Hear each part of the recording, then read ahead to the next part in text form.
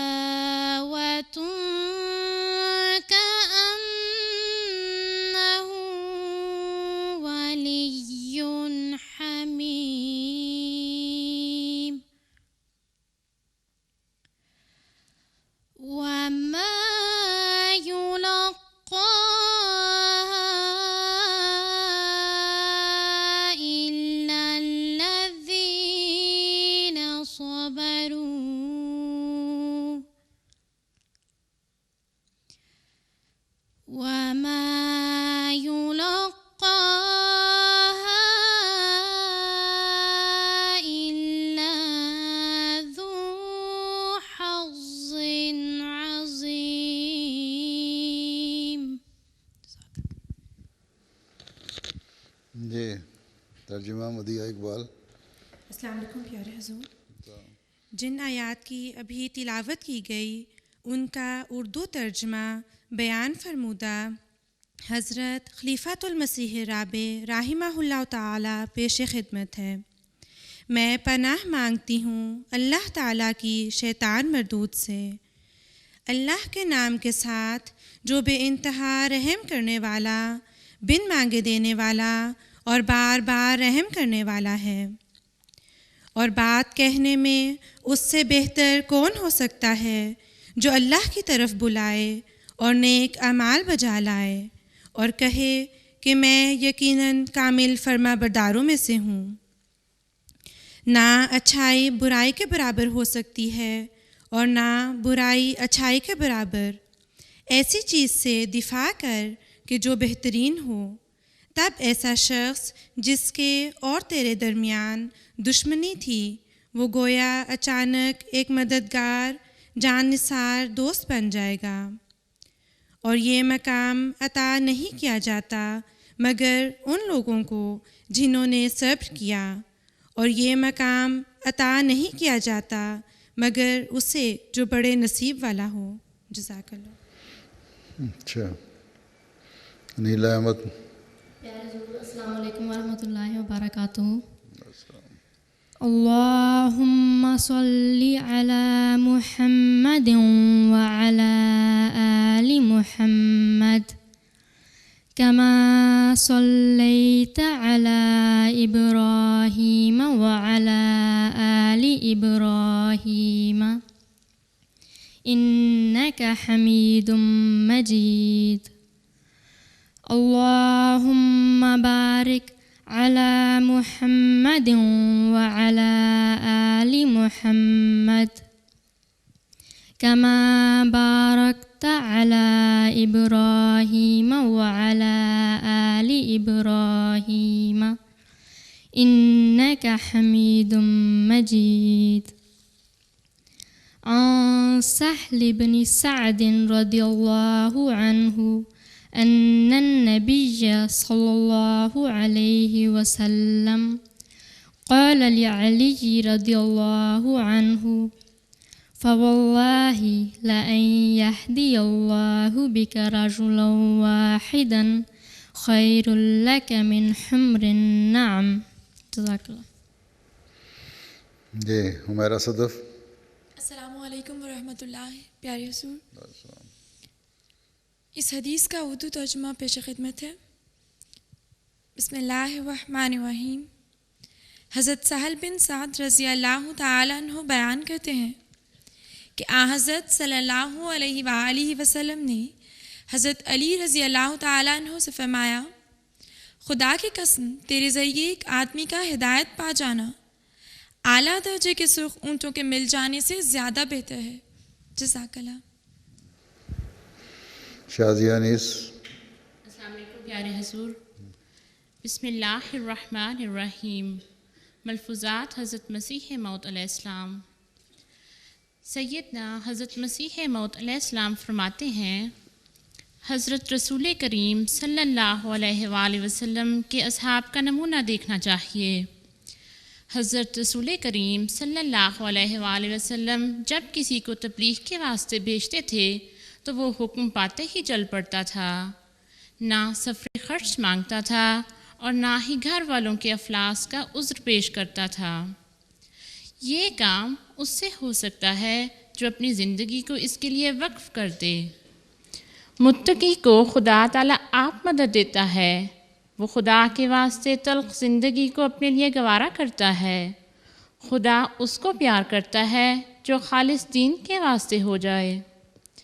ہم چاہتے ہیں کہ کچھ آدمی ایسے منتخب کیے جائیں جو تبلیغ کے کام کے واسطے اپنے آپ کو وقف کر دیں اور دوسرے کسی بات سے غرض نہ رکھیں. ہر قسم کے مصائب اٹھائیں اور ہر جگہ جائیں اور خدا کی بات پہنچائیں. صبر اور تحمل سے کام لینے والے آدمی ہوں. ان کی طبیعتوں میں جوش نہ ہو. ہر ایک سخت کلامی اور گالی کو سن کر نرمی کے ساتھ جواب دینے کی طاقت رکھتے ہوں. جزاکم اللہ. جی سمر ناگی عروسہ نمبر. السلام علیکم پیارے حضور. السلام. کلام سیدنا حضرت مسیح موعود علیہ الصلوۃ والسلام. اے خدا اے کار سازو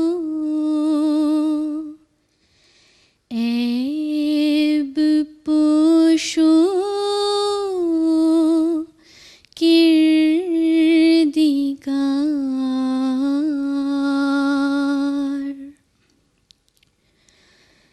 اے میرے پیارے میرے محسن میرے پروردگار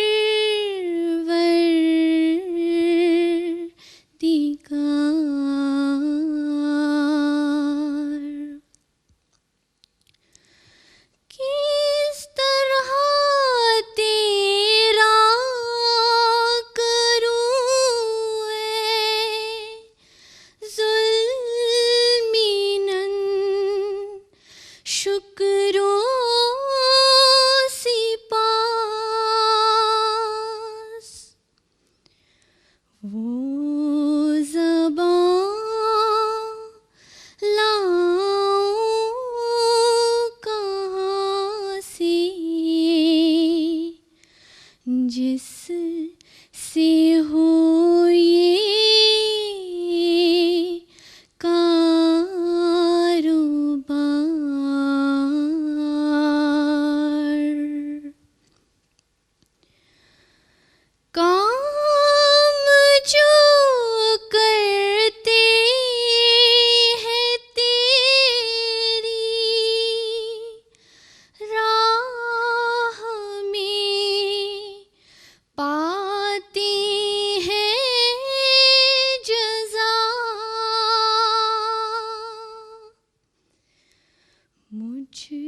سے کیا دیکھا کہ لطف و کرم ہے بار بار.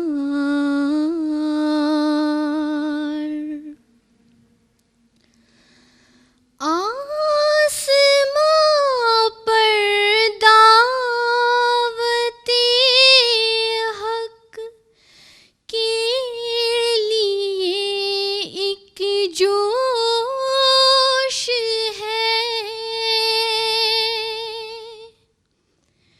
ہو رہا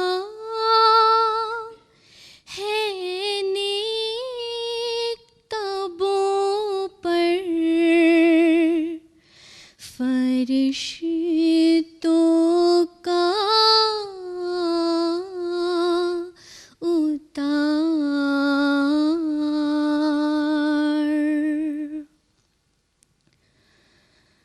آ رہا ہے اس طرف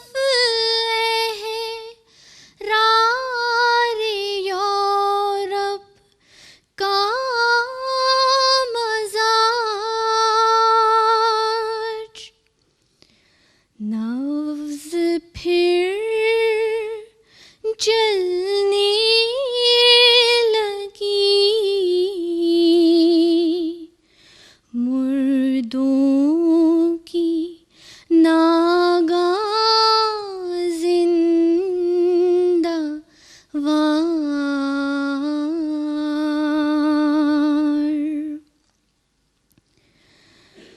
کہتے ہیں تسلیس کو اب اہل دانش الوداع.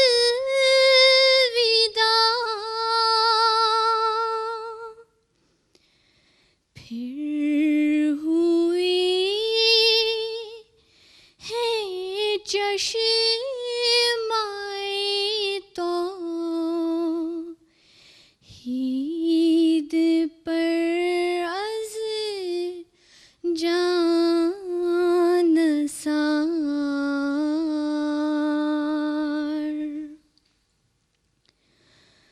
باغ میں ملت کی ہے کوئی گلیرانہ کھلا. آئی ہے باد صبا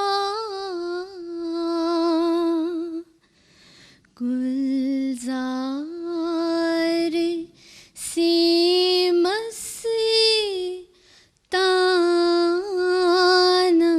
وار. جزاک اللہ حضور. اچھا جی، مضمون السلام علیکم پیارے حضور. 4-5 لڑکیاں. السلام علیکم. بسم اللہ الرحمن الرحیم. تبلیغ کی اہمیت و ضرورت. تبلیغ دراصل لوگوں کو اللہ تعالیٰ کی طرف بلانے کا نام ہے. سیدنا حضرت مسیح موعود علیہ السلام فرماتے ہیں، خدا تعالیٰ چاہتا ہے کہ ان تمام روحوں کو جو زمین کی متفرق آبادیوں میں آباد ہیں، کیا یورپ اور کیا ایشیا، ان سب کو جو نیک فطرت رکھتے ہیں توحید کی طرف کھینچے اور اپنے بندوں کو دین واحد پر جمع کرے. یہی خدا تعالیٰ کا مقصد ہے جس کے لیے میں دنیا میں بھیجا گیا ہوں. سو تم اس مقصد کی پیروی کرو مگر نرمی اور اخلاق اور دعاؤں پر زور دینے سے. حضرت خلیفۃ المسیح الرابع رحمہ اللہ تعالیٰ تبلیغ کی اہمیت بیان کرتے ہوئے فرماتے ہیں، دعوت اللہ فریضہ ہے اور ایسی شدت کے ساتھ خدا تعالیٰ کا حکم ہے کہ حضرت صلی اللہ علیہ وسلم کو مخاطب کر کے فرماتا ہے، اگر دعوت نہ دی تو تو نے رسالت کو ہی ضائع کر دیا. آپ کی امت بھی جواب دی ہے اور ہم میں سے ہر ایک جواب دی ہے. اگر محمد مصطفیٰ صلی اللہ علیہ وسلم کے ساتھی بننا ہے تو پھر دعوت اللہ ہر ایک پر ضرور فرض ہے، کیونکہ محمد رسول اللہ صلی اللہ علیہ وسلم کے وہی ساتھی شمار ہوں گے جو خدا کی راہ میں کھیتی اگائیں گے اور پھر اس کی پرورش خود کریں گے یہاں تک کہ وہ کھیتی توانا ہو جائے۔ لہٰذا ہر احمدی جو کسی بھی جگہ دعوت اللہ کا کام کرتا ہے اس کا کلام اللہ میں ذکر موجود ہے۔ اس لیے اگر خدا کی بیان کردہ تعریف کی روح سے آپ رسول اللہ صلی اللہ علیہ وسلم کے ساتھی بنتے ہیں تو آپ کو لازماً خدا کی راہ میں کھیتی اگانی ہوگی، نئے نئے روحانی وجود پیدا کرنے ہوں گے۔ یہ اتنا مشکل کام نہیں ہے، جو بھی اخلاص سے کرتا ہے اس کو اس کا اجر ضرور ملتا ہے۔ نیز فرمایا، ایک داعی اللہ اگر خالصتاً اللہ تعالیٰ کی محبت میں کام شروع کرتا ہے، اس پر توکل کر کے کام شروع کرتا ہے، تو بسا اوقات خدا اس کی ایسی حیرت انگیز رہنمائی فرماتا ہے کہ اسے پتہ ہی نہیں ہوتا کہ کس طرح یہ دلیل اس کے ذہن میں آئی اور کس طرح خدا تعالیٰ نے اسے عظیم الشان غلبہ عطا کیا۔ آپ مزید فرماتے ہیں، تمہارا کوئی بھی پیشہ ہو، کوئی بھی تمہارا کام ہو، دنیا کے کسی خطے میں بس رہے ہو، کسی قوم سے تمہارا تعلق ہو، تمہارا اولین فرض یہ ہے کہ دنیا کو محمد صلی اللہ علیہ وسلم کے رب کی طرف بلاؤ اور ان کے اندھیروں کو نور میں بدل دو اور ان کی موت کو زندگی بخش دو۔ اللہ کرے ایسا ہی ہو۔ السلام علیکم پہلے ضرور۔ بسم اللہ الرحمن الرحیم۔ دعوت اللہ اور ہماری ذمہ داریاں۔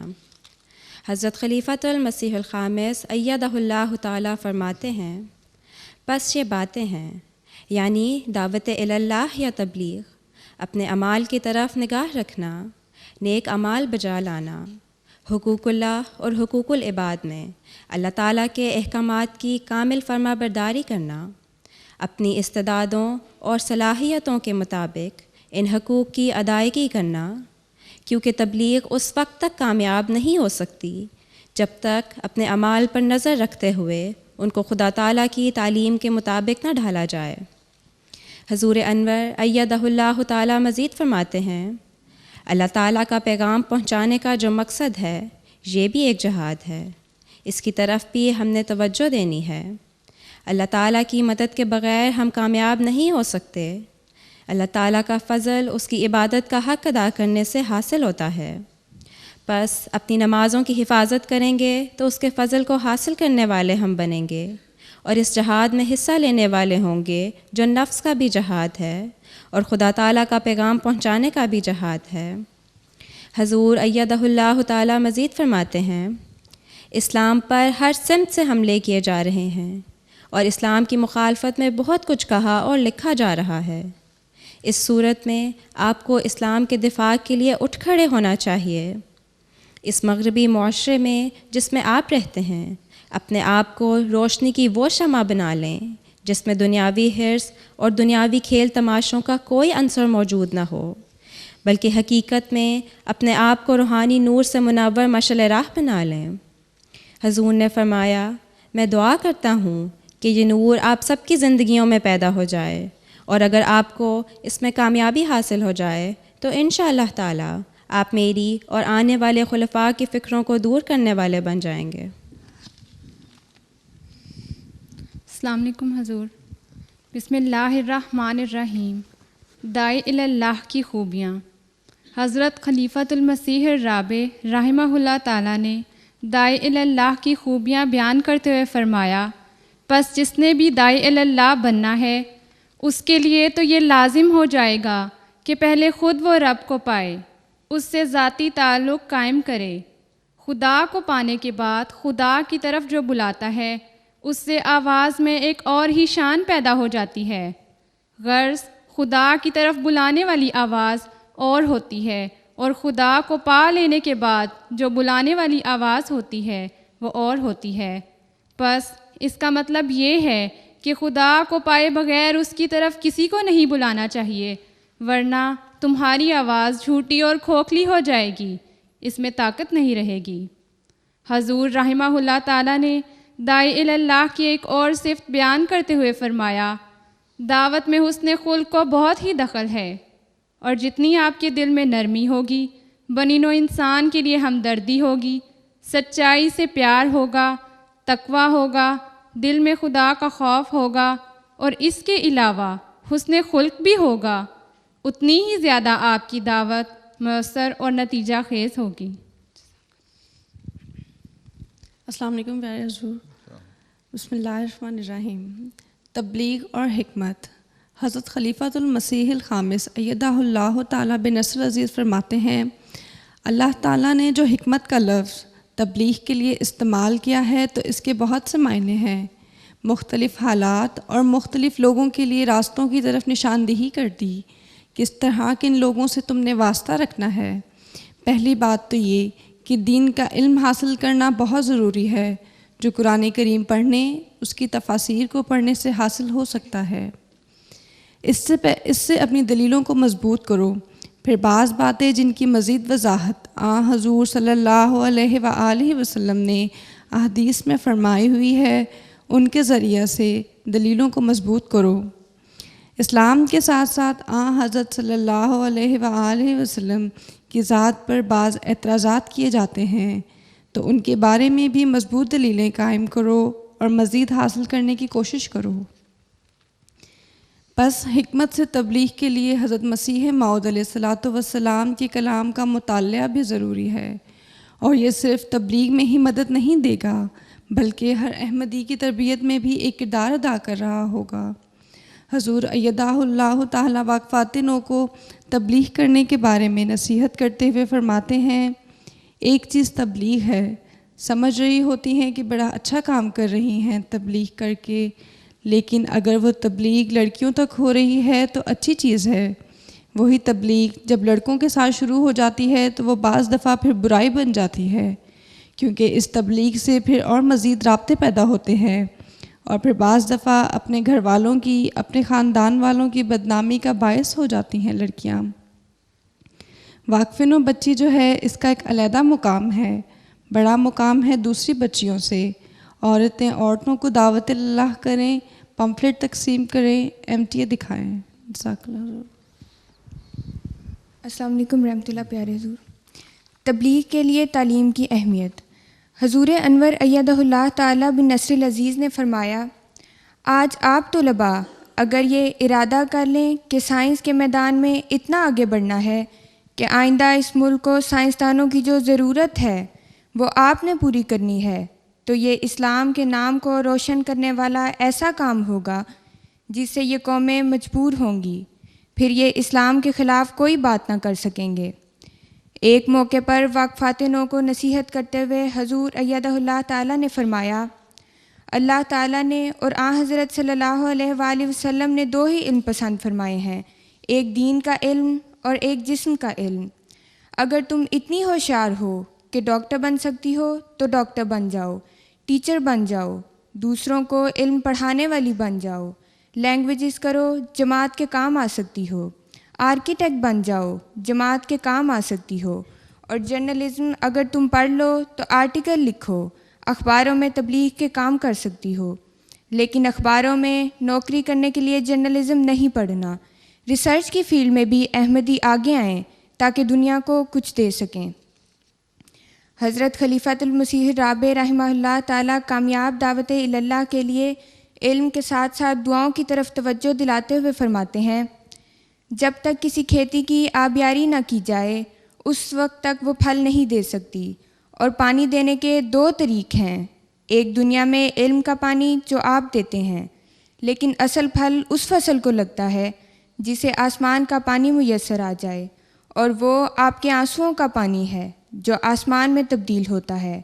اگر محض علم کا پانی دے کر آپ کھیتی کو سینچیں گے تو ہرگز توقع نہ رکھیں کہ اسے بابرکت پھل لگے گا، اور لازماً دعائیں کرنی پڑیں گی، لازماً خدا کے حضور گریہ وزاری کرنی ہوگی، اس سے مدد چاہنی ہوگی، اور اس کے نتیجے میں در حقیقت یہ مومن کے آنسو ہی ہوتے ہیں جو باران رحمت بنا کرتے ہیں۔ السلام علیکم پیارے حضور۔ بس آج ہم واقفات نو پر یہ بڑی بھاری ذمہ داری عائد ہوتی ہے کہ ہماری زندگیوں کا ہر لمحہ اس مقدس فرض کی تکمیل میں گزرے جو ہمارے پیارے خدا نے ہمارے سپرد کیا ہے، اور سیدنا حضرت مسیح موعود علیہ السلام اور ہمارے پیارے خلفاء ہم سے توقع کر رہے ہیں۔ حضرت خلیفۃ المسیح الرابع رحمہ اللہ نے خطبہ جمعہ 12 اگست 1983 میں فرمایا، خوشی اور مسرت اور عزم اور یقین کے ساتھ آگے بڑھو۔ تبلیغ کی جو جوت میرے مولا نے میرے دل میں جگائی ہے اور آج ہزارہا سینوں میں یہ لو جل رہی ہے، اس کو بجھنے نہیں دینا، اس کو بجھنے نہیں دینا۔ تمہیں خدائے واحد و یگانہ کی قسم، اس کو بجھنے نہیں دینا۔ اس مقدس امانت کی حفاظت کرو۔ میں خدائے ذوالجلال والاکرام کے نام کی قسم کھا کر کہتا ہوں، اگر تم اس شمع کے امین بنے رہو گے تو خدا اسے کبھی بجھنے نہیں دے گا۔ یہ لو بلند تر ہوگی اور پھیلے گی اور سینہ بسینہ روشن ہوتی چلی جائے گی اور تمام روئے زمین کو گھیر لے گی اور تمام تاریکیوں کو اجالوں میں بدل دے گی۔ خدا کرے کہ ہر احمدی مرد اور ہر احمدی عورت، ہر احمدی بچہ، ہر احمدی بوڑھا اس قسم کا ایک پاک باز اور پاک نفس طائل اللہ بن جائے، جس کی باتوں میں قوت قدسیہ ہو، جس کی آواز میں خدا تعالیٰ کی طرف سے صداقت اور حق کی شوکت عطا کی جائے، جس کی بات کا انکار کرنا دنیا کے بس میں نہ رہے، اس کے دم میں خدا شفا رکھے اور وہ روحانی بیماریوں کی شفا کا موجب بنے۔ اللہ کرے کہ ایسا ہی ہو، آمین۔ جو ترانہ۔ السلام علیکم پیارے حضور، اب ہم آپ کی خدمت میں ترانہ پیش کرتے ہیں۔ کرو۔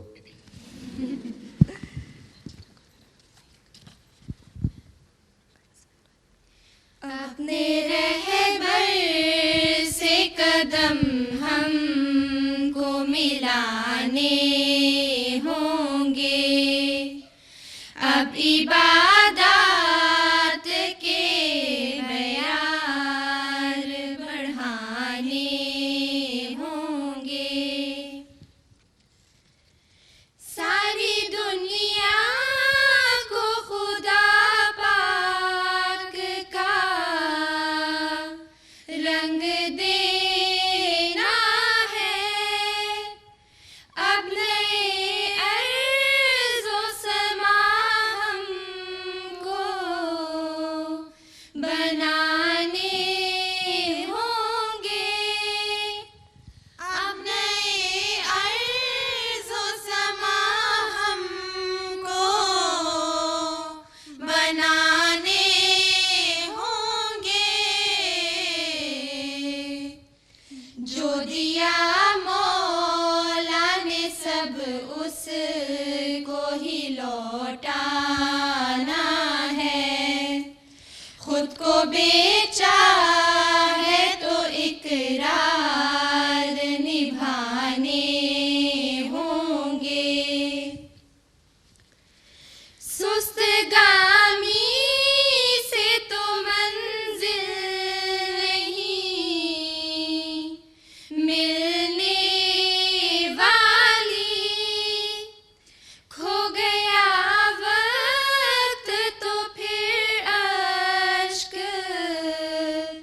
بہانے ہوں گے، کھو گیا وقت تو پھر اشک بہانے ہوں گے۔ معاملے سیدھے کھڑے صاف ہی رکھنے ہوں گے، اس کی درگاہ میں کہاں عذر بہانے ہوں گے۔ اس بھری دنیا میں کوئی بھی نہیں جائے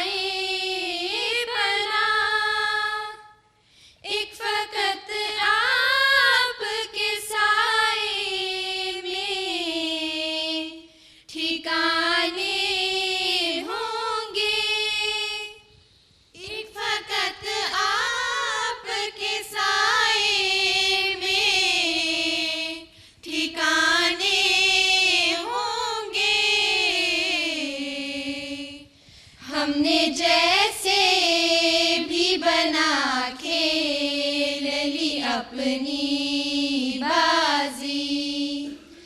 اب نئی نسلوں کو سب بار اٹھانے ہوں گے.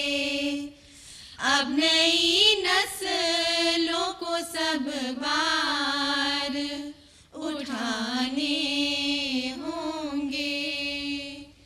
اب نئی نسلوں کو سب بار اٹھانے ہوں گے. اچھا، کیا تیاری کی ہے تم نے بار اٹھانے کی؟ ترانہ پڑھنے والی بتاؤ نا پہلے تو. جب ہماری باری آئے گی تو ہم ساری نہیں، کیا تیاری کی ہے میں پوچھ رہا ہوں. باری تو آ گئی. کتنے سال کی ہو؟ 22.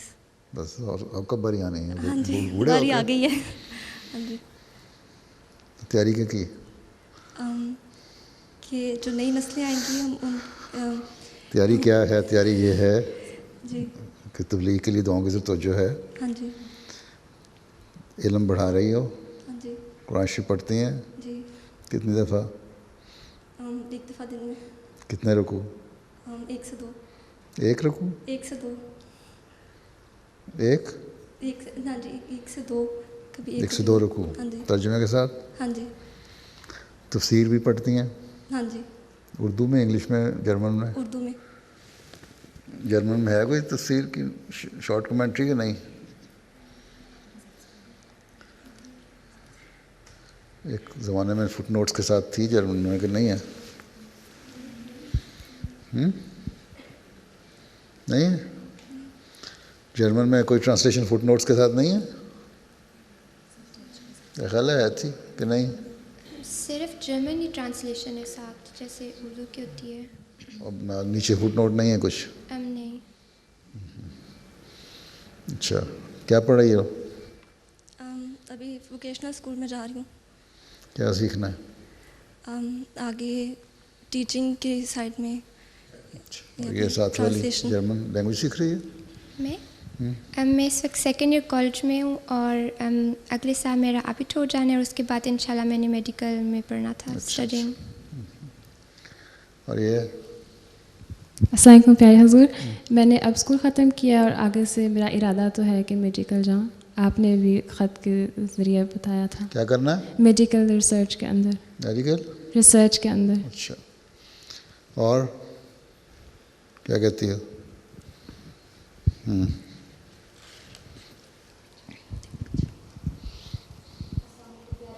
وعلیکم السلام.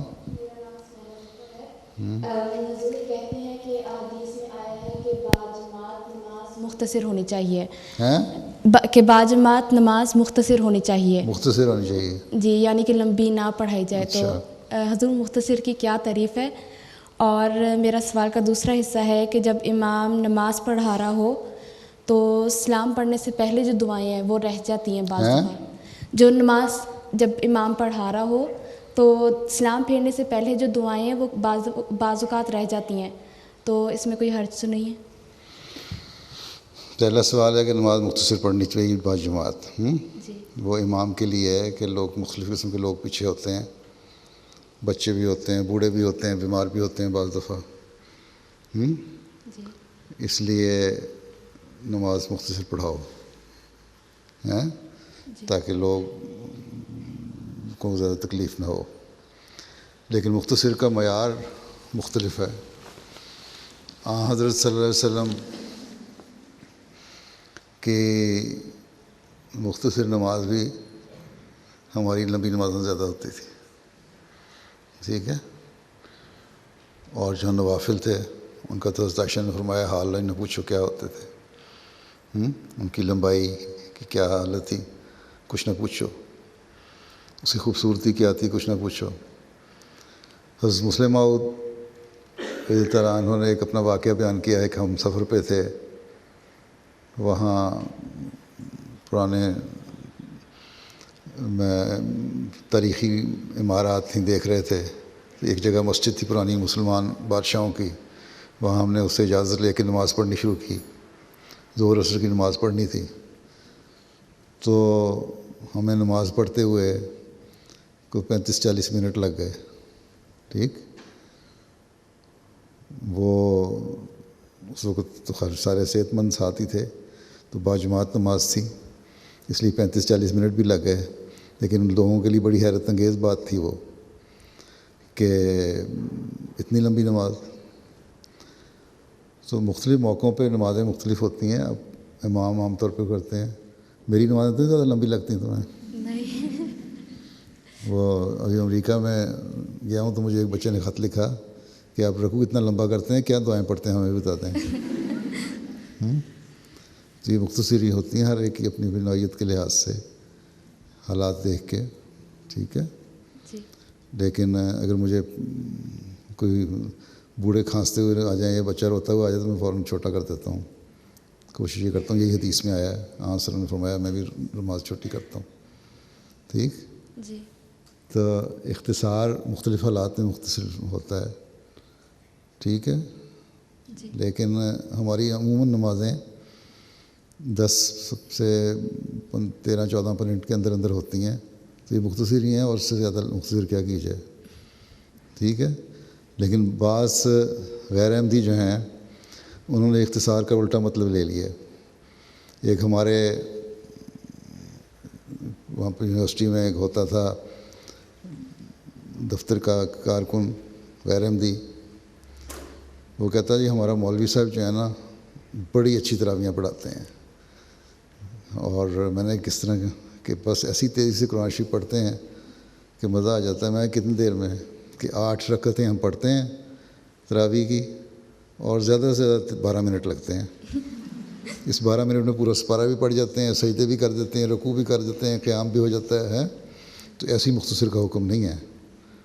مختصر وہ ہو جو ریزنیبل ہو، اس کا خیال رکھا جائے.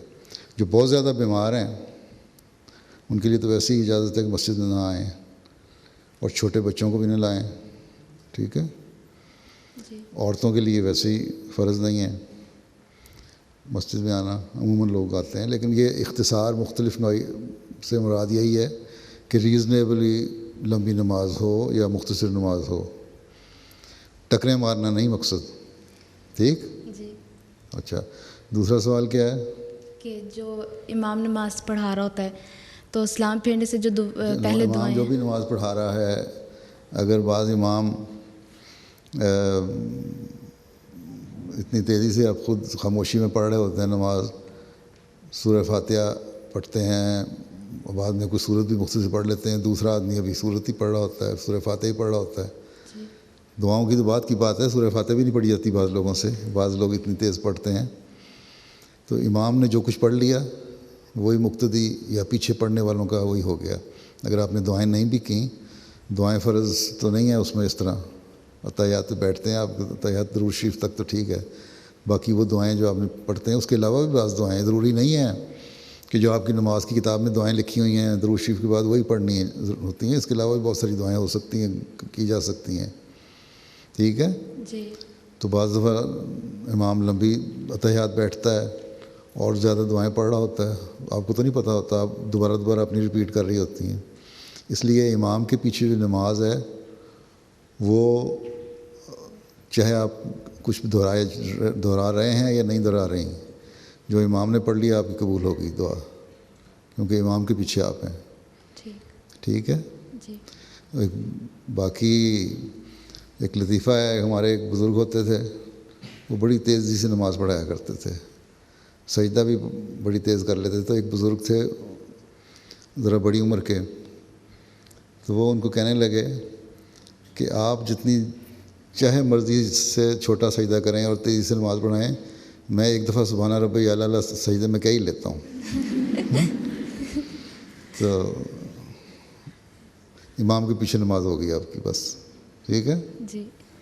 جزاک اللہ. ہاں جی فرماؤ.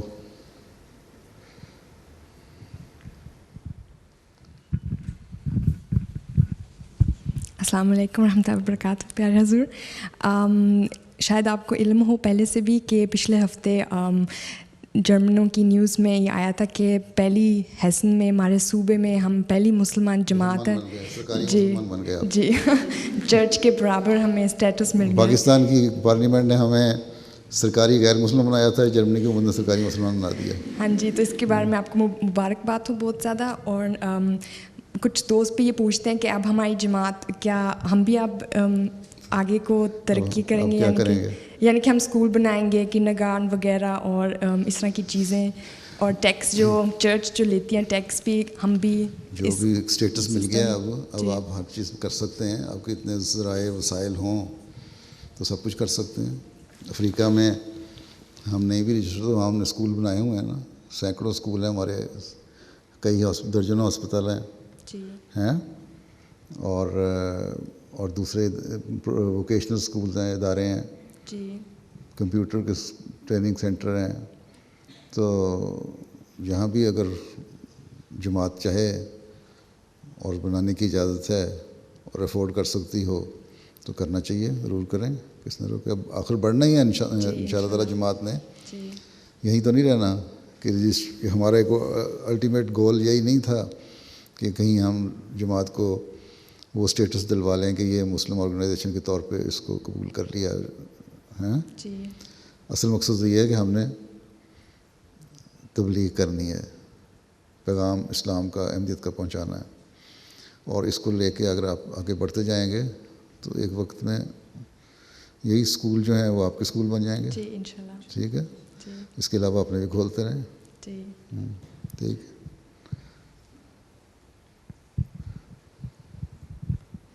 اور کون تھا اس کے پیچھے بھی ہاتھ کھڑا کیا تھا کسی نے؟ ہاں, یہی سوال کرنا تھا. چلو اچھا, ہاں پیچھے. عموماً میری نظر سامنے رہتی ہے, اس لیے یہ نہ وہ سامنے والی ہو جائیں, وہ اس کو بھی دے دو پیچھے ہاتھ کھڑا کر رہی ہے.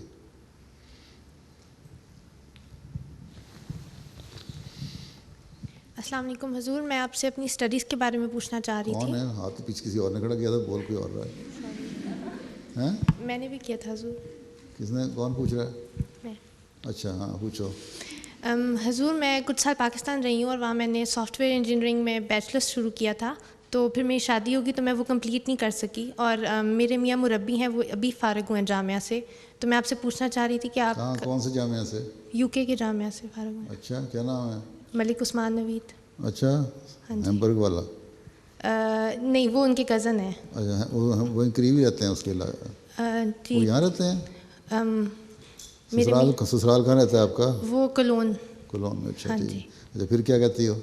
میں آپ سے پوچھنا چاہ رہی تھی کہ میں آپ کا کیا مشورہ ہے کہ مجھے کیا کرنا چاہیے آگے اپنی اسٹڈیز کا. شادی ہو گئی ہے تو پہلے میں نے خاموش سے پوچھو. جی ٹھیک ہے, اس سے پوچھو جو وہ کہتا ہے, پھر مجھے بتاؤ کہ ٹھیک کہتا ہے غلط کہتا ہے. وہ تو کہتے ہیں ویسے کہ اگر مجھے شوق ہے پڑھنے کا تو میں پڑھ لوں آگے. بس خامد میاں بھی راضی تو کیا کرے گا قاضی. نہیں, میرا مطلب ہے کہ سافٹ ویئر انجینئرنگ آپ کے لحاظ سے, آپ کے خیال سے صحیح فیلڈ ہے. اب انٹرسٹ ہے تو کر لو. ٹھیک. اور پھر جماعت کے کسی کام کرو. ہاں جی انشاءاللہ. ضروری تو نہیں ہے کہ مربی صاحب کی جو ہیں یہیں اپوائنٹمنٹ ہو جائے جرمنی میں, کہیں اور بھیجا جا سکتا ہے. جی حضور.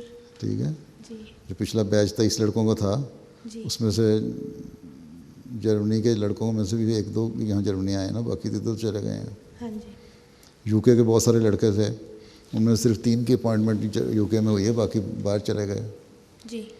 اس لیے جہاں بھی جاؤ گے اس کے ساتھ کام کرنا ہے. ہاں جی انشاءاللہ. آگے پیچھے. السلام علیکم حضور, میرا نام صبا مسعود ملک ہے. حضور مجھے بھی 2 سال ہوئے ہیں یہاں آئے, اور 2 سالوں میں پاکستان سے. اچھا. اور میرے والد صاحب وہاں شہید ہوئے تھے تو پھر ہم یہاں آ گئے. کون تھے والد؟ ملک مسعود انور صاحب شہید. حضور یہ باپ بیٹا جو شہید ہوئے تھے. ٹھیک ہے ٹھیک.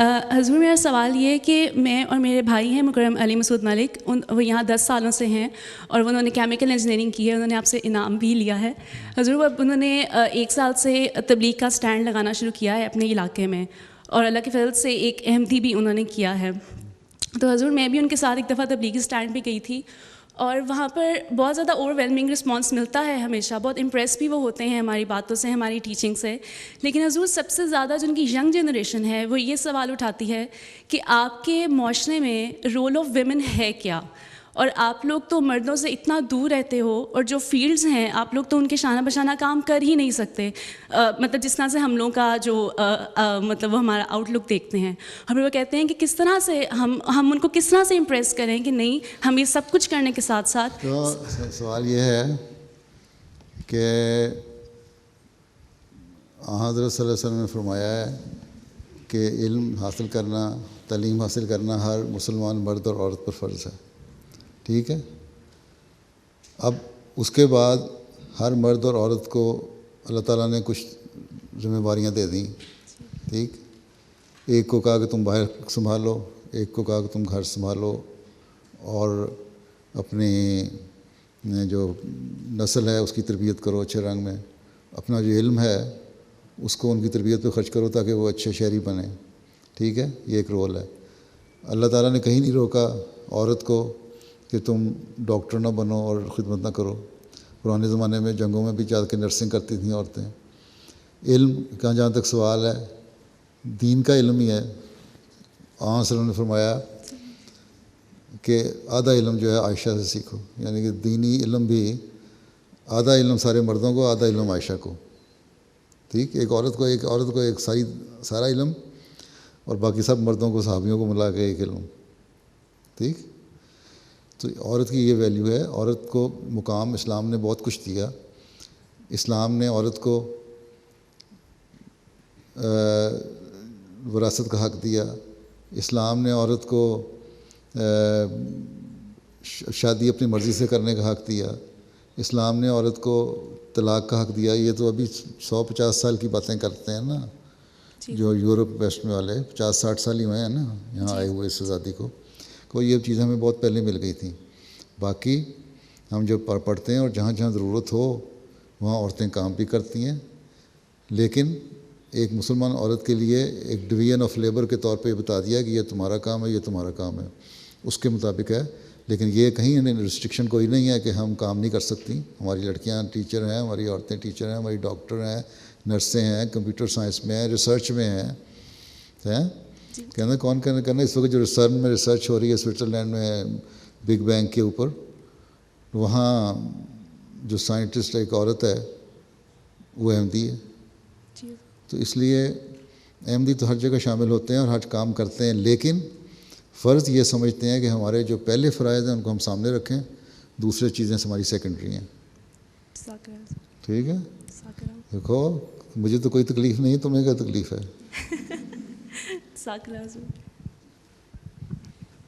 پیچھے چلو اس کو دے دو.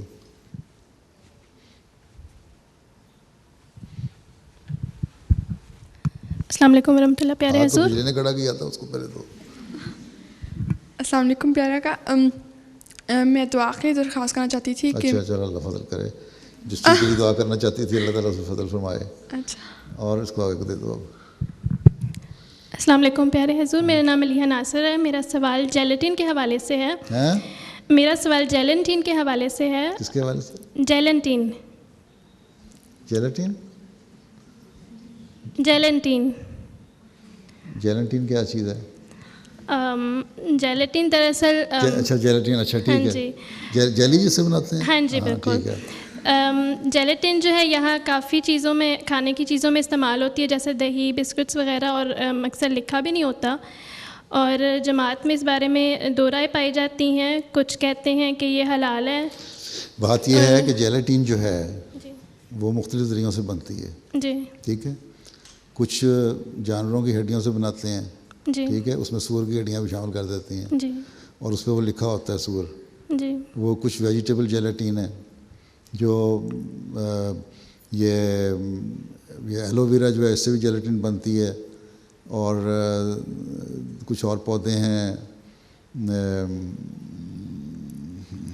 بس ان سے بھی جیلیٹن بنتی ہے. گوارا ہے جی, مثلاً ایک بینز ہیں ان سے بھی جیلیٹن بنتی ہے.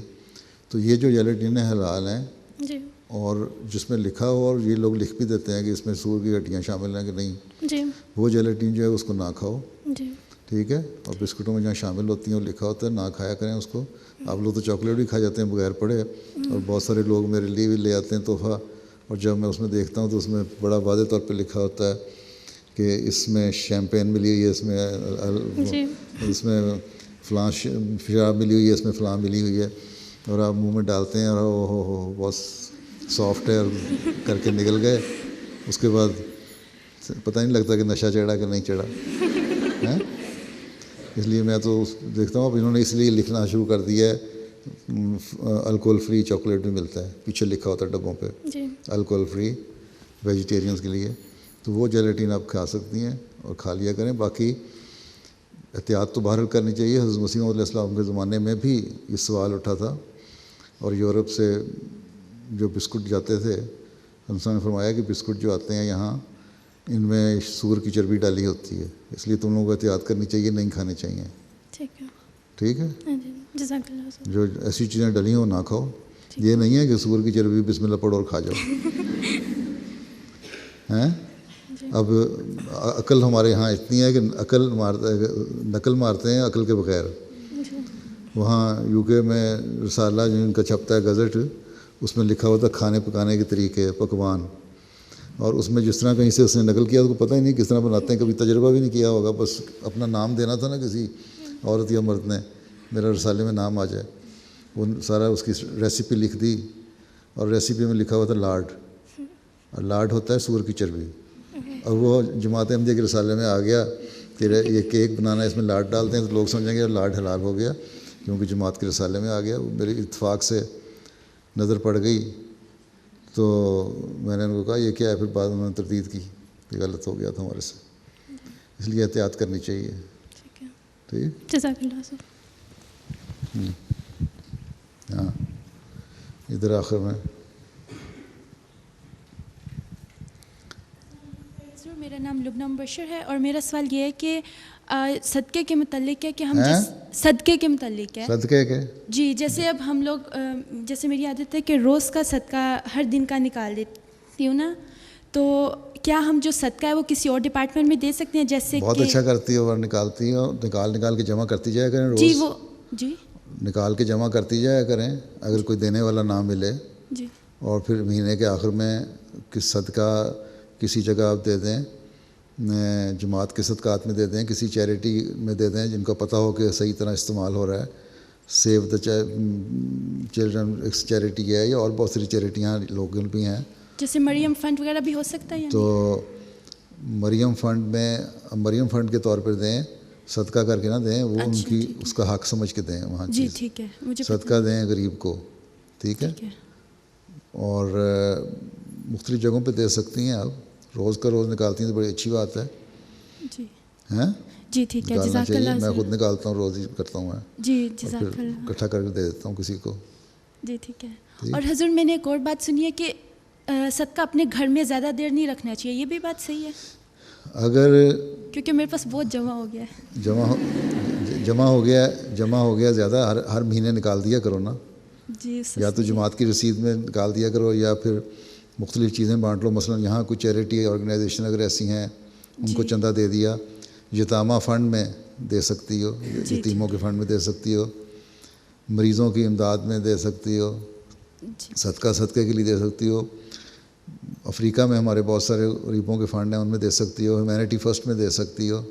ٹھیک ہے, ان کو جمع کرا دو, ان کو ضرورت پڑتی ہے. جرمنی والے ہیومینٹی فرسٹ کے ذریعے سے آرفنیج چلا رہے ہیں یتیم بینین میں, اور پھر ہسپتال کچھ کھول رہے ہیں, تو وہاں مدد ہو جائے گی. صدقہ جاریہ ہو جائے گا, بلکہ جو اب دے گا اس طرح یتیم خانے کے لیے یا ہسپتال کے لیے, وہ ایسا صدقہ ہے کہ تمہاری رقم تو وہاں ایک دفعہ دی گئی ہے, لیکن وہ مستقل, کیونکہ وہ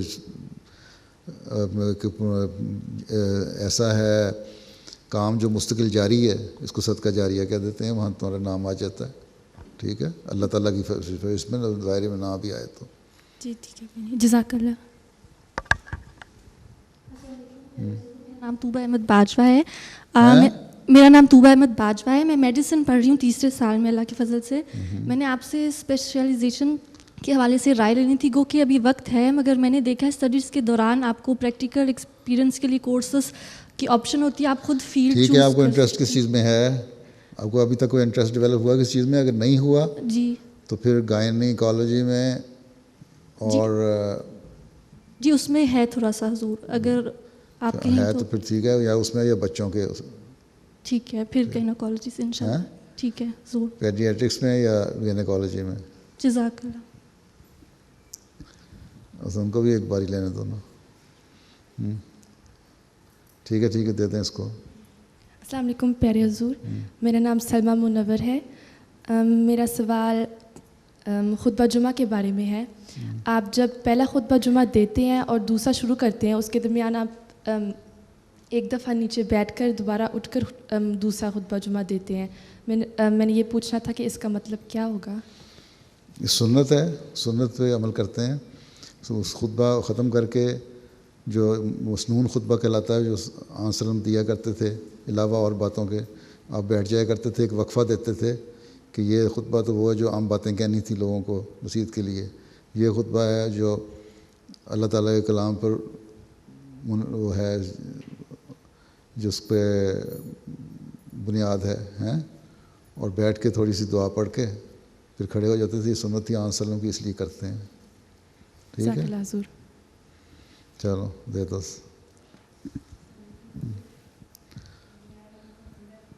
اب نام تو آپ کو ہے مگر مائکرو فون ٹھیک نہیں ہے. السلام علیکم حضور, میرا نام فرخندہ افتخار ہے, میں افتخار خارے کی بیٹی ہوں. افتخار خارے صاحب کی بیٹی ہو؟ جی. اچھا, بڑی خوشی بات ہے. ہاں سناؤ. تو میرا سوال یہ تھا کہ جماعت احمدیہ کا ٹوٹکوں کے ساتھ کتنا تعلق ہے؟ مطلب کیا جو ٹوٹکے ہوتے ہیں, مطلب ٹوٹکے جو ہوتے ہیں. ٹوٹکے؟ جی. کیا کریں اس کو؟ جی وہ جیسے مطلب کہ کسی کی کمر پر بال پڑ جائیں ایسے, تو کوئی مشورہ دیتا ہے کہ جی گھر میں جو دو بہنوں کی شادی ہوئی ہیں تو ان کو بلاؤ تو وہ ٹوٹکا دیں گے, ایسے کچھ. کیا کر دیں گی؟ ٹوٹکا. ٹوٹکا دیں گی, کیا ہو جائے گا؟ پتہ نہیں, ایسے وہ فضولیات ہیں, لغویات ہیں. تو یہ میں پوچھنا تھا کہ جماعت احمدیہ تک کہاں تک اس کا تعلق ہے؟ ہوتا ہے نا, فضولیات ہیں, لغویات ہیں, میں تو نہیں مانتا اس کو. چلے ٹھیک ہے, جزاک اللہ.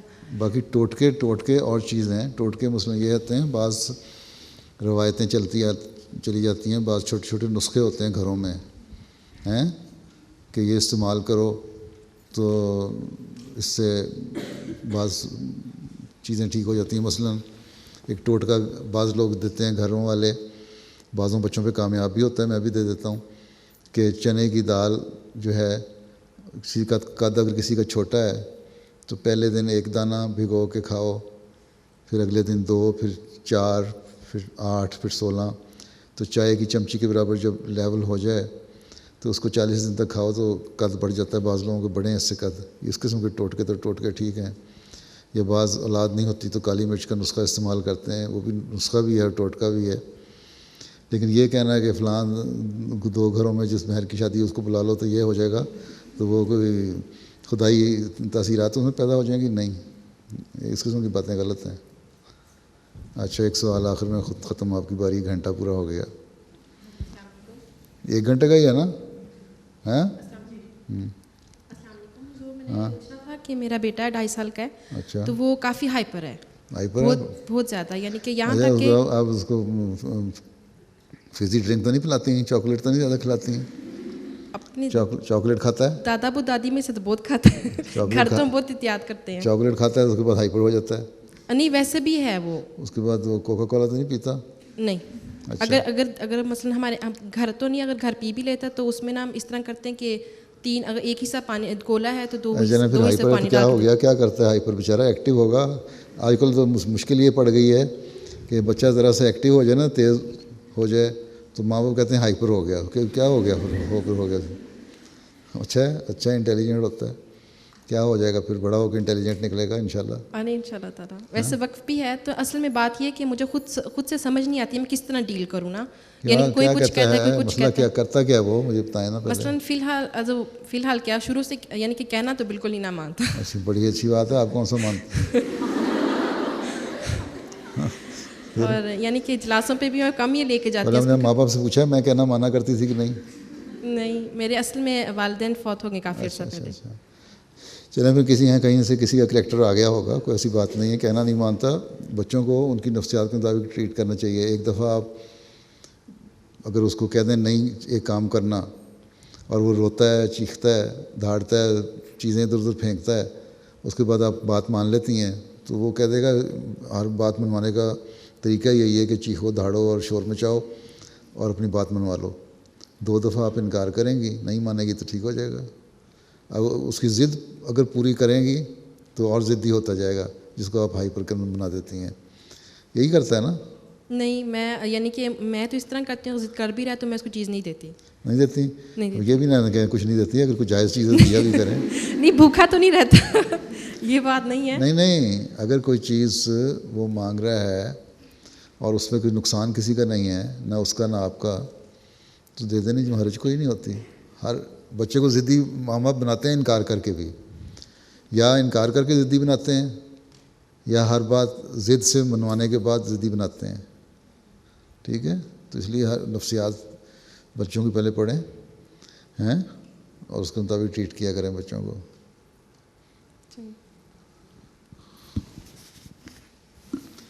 ہاں، آپ نے سوال نہیں کیا تھا؟ اچھا چلو کر لو جلدی سے ایک سوال.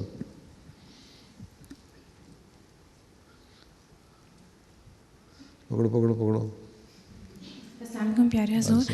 میری ماما کافی سالوں سے بیمار ہیں، ان کو لنگس کی پرابلم ہے اور ڈاکٹرز کہتے ہیں کہ اس بیماری کا علاج نہیں ہے، صرف اس بیماری کو روکا جا سکتا ہے. تو آپ سے دعا کی درخواست تھی. چلو پھر جاؤ، ختم ہو گیا وقت. وقت تو آپ کو 2-3 گھنٹے مل جاتے تو سوال اتنے ہوں گے کہ نہیں ختم ہوں گے، ہے نا. 1 گھنٹہ اگر میں لیٹ آیا تھا نا 15 منٹ تو 6 منٹ میں زائد دے چکا ہوں اس گھنٹے کو شامل کر کے. چلو یہیں سے جانا ہے انہوں نے، لڑکوں نے بھی یہیں آنا ہے. اچھا جائیں. چلو پھر باقی ان شاء اللہ اگلی دفعہ.